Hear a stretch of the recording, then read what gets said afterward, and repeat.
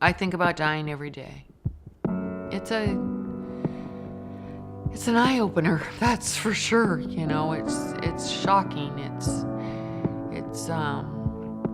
But once you can, like calm down and, stop shaking, you can handle it.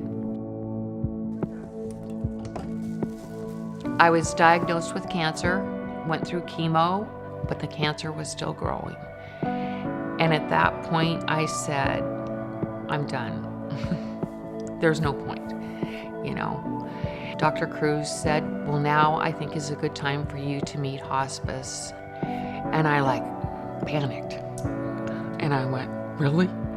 Because hospice, I thought of okay, 2 weeks and you're gonna die, But that's not the way it is at all. So they came out, interviewed by the nurse, Mary, and when Mary left, she said, I know just the nurse for you. And she said, Brooke. And I said, okay.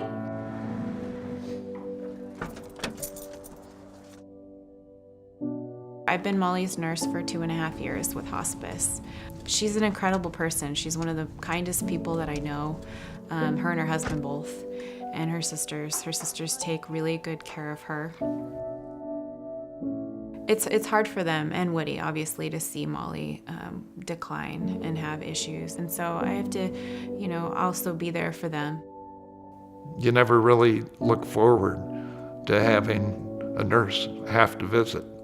But the care that's been given, the availability, it clicked. I hate to see Brooke walk out the door because the compassion she's given when she's here, it picks Molly up. All right. So good to see you. I'm glad everything. For me, it's a gift to do this work. And I think a lot of people that work in hospice feel that way. What we're able to accomplish for these patients feeds us tremendously. It feeds our soul. We're able to help them, but it also helps us, in giving that. With hospice care, it's not just medical that we provide for the patient. With the nursing, we have a social worker, we have an acupuncturist, we have a bath aide, we have a chaplain. We come in and help people at end of life to be as comfortable as possible, have best quality of life that they possibly can.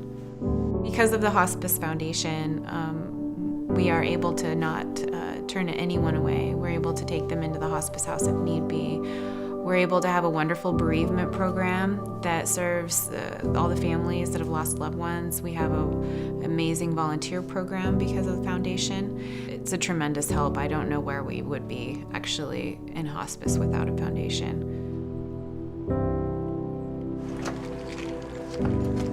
It's really hard to know that I'm going to lose these patients, but I know that I'm going to be there when times get really hard.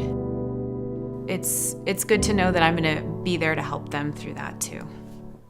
The work that I do with hospice has given me a different perspective on life. I don't take my loved ones, my life, the gifts that I have for granted one bit, because I see how precious life is and how it can be lost so quickly. I think about my patients a lot when I'm not at work, and the people that I lose, I think about them a lot too.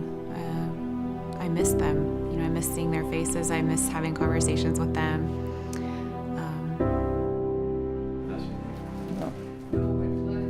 I am grateful and thankful that hospice exists, and I am grateful to the people in our community that support it. And I thank them for it.